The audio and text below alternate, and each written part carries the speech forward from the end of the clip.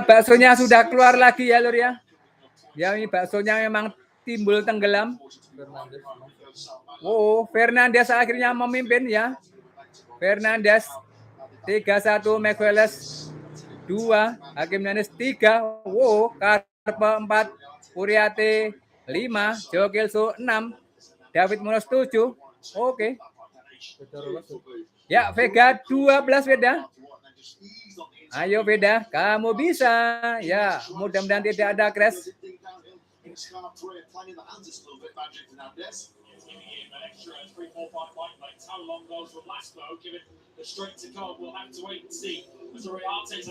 Sampai akhir Indonesia.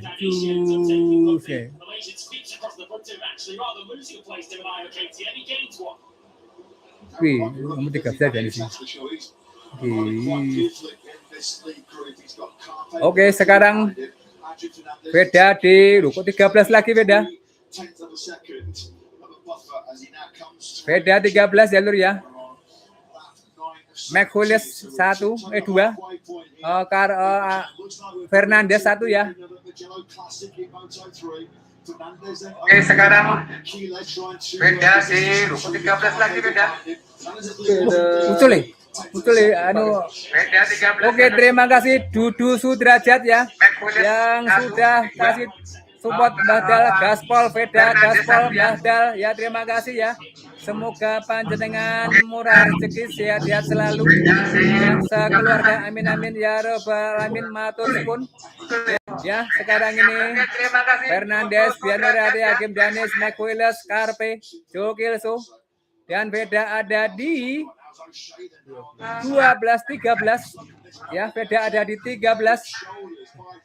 ya. Terima kasih Ruby yang sudah kasih support Mbah Dal, matur suwun. Semoga rezekinya panjenengan lancar selalu, sehat-sehat selalu, amin amin ya rabbal alamin. Go Veda. Oke, ya, balapan masih berlangsung ya. Veda ada di 14 Veda. Wow, ada di 14 ya. Oke, Hakim Danis ada di mana? Hakim Danis kok hilang? Oh, Hakim Danis ada di 7 sekarang. Ya, Hakim Danis 7 ya. Ya, nanti apakah Veda dan Hakim Danis akan bertemu di tengah-tengah? Apakah bisa begitu? Ya, insya Allah bisa ya.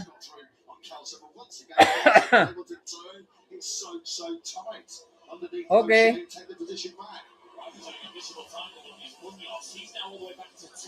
Ya, sekarang ini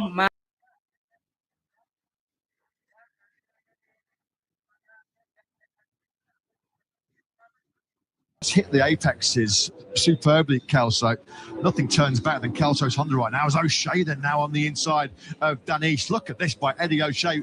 Head and shoulders by far his best ever dry Grand Prix performance. He's there firmly in the top 6. There's a podium here up for grabs for the Brit, surely.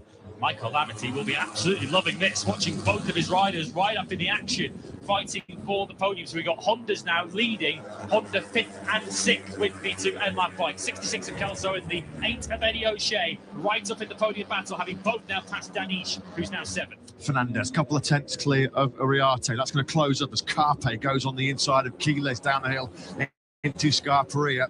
So just getting a little bit beaten up over the last lap and a half or so, isn't he, Quiles? He was at the front for a short spell, but now back in 4th place under severe pressure and attack from the 2 MLAV Hondas. And it's now O'Shea who's got through on Kelso. But once again, Kelso just able to turn. It's so tight underneath O'Shea and take the position back. Right, who's having a miserable time at the moment is Munoz. He's now all the way to 10th place. Now, it's far from a disaster at this stage. Still a long way to go, but you can see a little bit of a gap opening up behind Danish, who is running in 7th place. You can see left-hand side of your screen, it's 6 tenths of a second. So the likes of Pini, Rios and Munoz have got to be careful they don't get detached.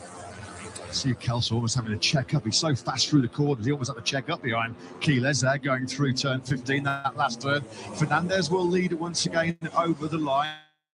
not the 3/10 advantage he had last time, and now he's potentially going to get absolutely swallowed on the run down to San Donato. He is indeed, and it is, of course, Quiles. Carpelo goes a long way around on the 83, but that's going to be tight. It's going to drop across the nose of Quiles, so it's now Carpe that hits the front for the first time. Good look to the left, another look to the left there from Brian Uriarte. You need your head on the swivel in a race such as this because there's so much happening. Uriarte is now back into 4th place, so we've got both of the IO KTMs in the action, both of the M-Lab Hondas, plus a Leopard Honda, and that's Uriarte fighting back on the Sol Aspar bike at the sharp end of this, of course, the championship leader Quiles.